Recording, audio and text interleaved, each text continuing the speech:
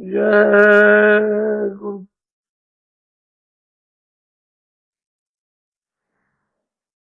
जय गुरुदेव नाम किसका।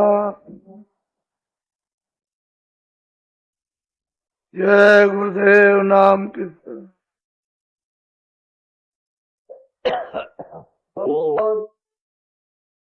या को निज घट खोजेरी पिया को निज घट में।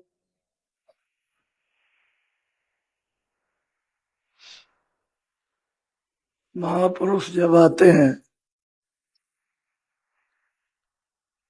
तो यहाँ तो सभी जीवात्माएं मनुष्य शरीर में सब भूली हुई है और शरीर की तो कोई गिनती नहीं। ये पंचभौतिक शरीर है, इसमें बुद्धि दी गई तो समझाते हैं कि है सूरत, तो अपने प्रीतम को, मालिक को, अपने पिया को तो चाहती है कि मुझे मिले, दर्शन हो, तो बाहर कहीं मत भटक। जितने भी अभी तक तूने बाहर काम किए हैं पिया से मिलने के, ये सब गुड़ियों का खेल है। तो अपने घाट पर आ जा,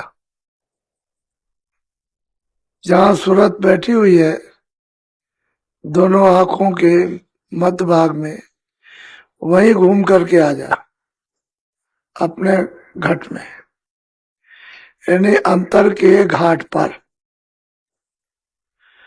पिया से मिलना चाहती है तो तू सोचती है बाहर कुछ मिलेगा, तो कितने युग बीत गए और तूने सब काम किए लेकिन आज तक प्रीतम नहीं मिली। तो बहुत प्यार से समझाते हैं कि तू पिया से मिलना चाहती है तो अपने मनुष्य रूपी सूरत के जहां जीवात्मा बैठी है, दोनों आंखों के मध्य भाग में तीसरे तिल में, यहां पर तू आ जा अपने घाट पर।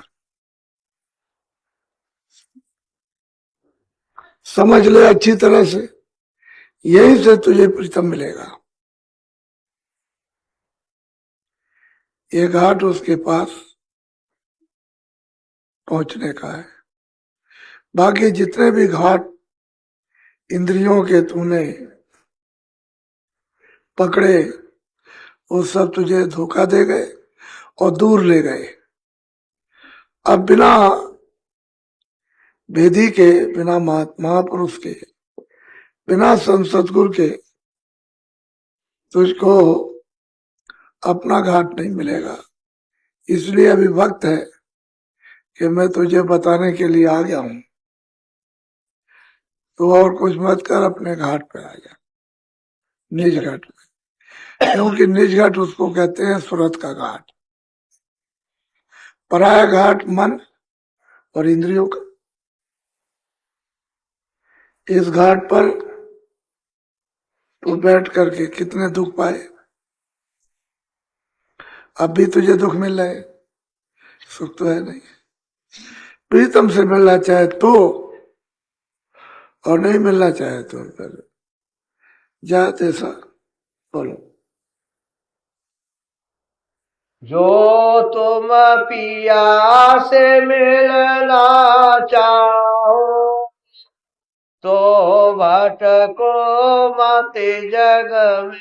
सबसे बड़ी बात कि अगर प्रीतम से मिलना है, किसी को भी मालिक से, पिता से मिलना है, तो कहते हैं इस जगत में क्यों भरमते हो, भटकते हो। ये जगत ही संशय रूपी है। इसमें अगर कहीं भटक गए तो इससे तुमको कौन निकालेगा। क्यों, भटका हुआ तो निकाल नहीं सकता, भूला हुआ तो भूल मिटा नहीं सकता, अज्ञानी तो ज्ञान दे नहीं सकता, तो दूसरा कौन मिटाएगा। अगर मिलना है तो जगत में मत भटको। बोलो। तीरथ बरत करे कर मन को, यह अटकावे मग। कहते हैं तीरथ है, व्रत है, जप है, तप है, ये कर्म है, शुभ कर्म। तो ये आपको अटका लेंगे, क्योंकि शुभ कर्म का फल शुभ मिल जाएगा। शारीरिक शरीर रक्षा के लिए आपको चीजें मिल जाएंगी जो आज मिल रही, कपड़े हैं, खाना है, बाल हैं, बच्चे हैं, ये जो आज मिल रहा है इसी को कहते हैं ये कर्म। मान लो इसमें बुरा बन गया तो अकर्म हो गया, तो फिर आपको ये नहीं मिलेगा। फिर आपको 84 और नरक। तो कहते हैं कि इस जगत में क्यों भटकते हो भरम में, तीरथ व्रत ये सब कर्म, वो भी अब नहीं बनते। कुछ अगर पुण्य कमाते तो तीरथ व्रत अगर करते भी तो पवित्रता से, तब तो कुछ मतलब यह है कि कुछ पुण्य शारीरिक, इसमें तो आत्मा का कोई कल्याण नहीं, शारीरिक पुण्य बन जाता। लेकिन अब तो झूठ बोलो, धोखा दो, बेईमानी करो, चोरी करो, डकैती करो, गंगा नहाओ, जमुना नहाओ, मंदिर में दर्शन जाए हनुमान जी का, राम जी का, किसी और का, तो कहते हैं कि ये तो सब भटका ले गए, भरमा ले गए। इसमें मत, ये कुछ नहीं, ये पाप और पुण्य दो कर्म है और दोनों बेड़ियां हैं। एक तो सोने की, एक लोहे की। जो पुण्य है सोने की बेड़ी, और जो पाप है वो लोहे की बेड़ी। लेकिन जो बंधा है उससे पूछो कि तुमको कैसा लगता, कहले भाई हमारे लिए क्या है, हम तो दोनों में बंधे हुए हैं, इससे खुल नहीं सकते, न पाप से खुल सकते न पुण्य से। वहां कहते हैं कि पाप पुण्य जब दोनों जलेंगे तब पिया मिलेगा, और पाप पुण्य दोनों रहेंगे तो प्रीतम नहीं मिल सकता।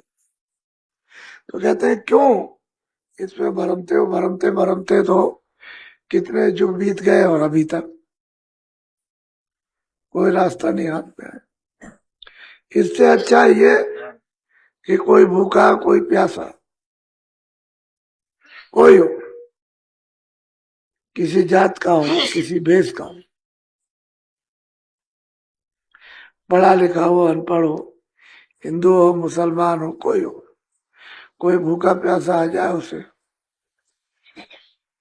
रोटी और पानी उसको दे दो, इससे बढ़कर के दूसरा पुण्य नहीं, कोई पुण्य नहीं। सबसे बड़ा पुण्य ये है क्योंकि आपने किसका सत्कार किया, उस जीवात्मा का जो भूख से तड़प रही थी, जो प्यासी थी।